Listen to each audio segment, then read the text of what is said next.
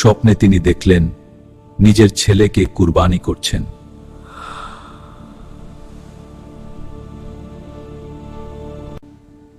তিনি বুঝলেন এটা আল্লাহর আদেশ।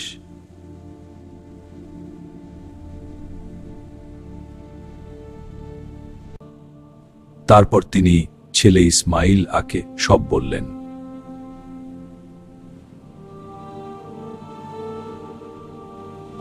ইসমাইল আমার পুত্র, আল্লাহ যা আদেশ করেছেন তাই করুন, এতে তোমার কষ্ট হবে।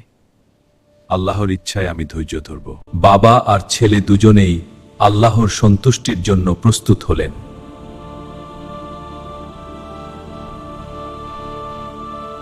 শয়তান তাদের থামানোর চেষ্টা করল, আমি আল্লাহর নির্দেশ পালন করব, তুমি আমাকে বিভ্রান্ত করতে পারবে না।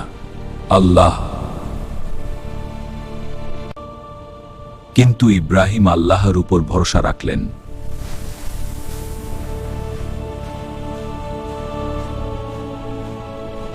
অবশেষে সেই কঠিন মুহূর্ত চলে এলো।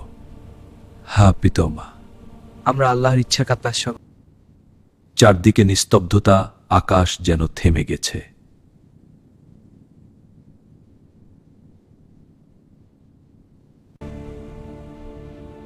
ঠিক তখনই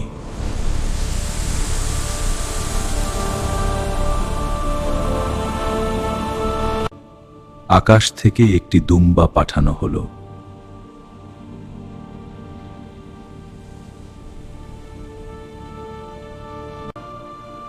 আল্লাহ তাদের ঈমান কবুল করেছিলেন।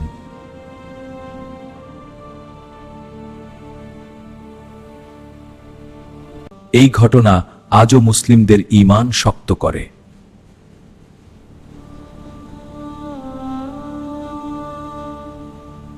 ইসলামিক এমন আরো হৃদয়স্পর্শী গল্পদের চ্যানেলটি সাবস্ক্রাইব করুন, লাইক দিন আর শেয়ার করে দিন।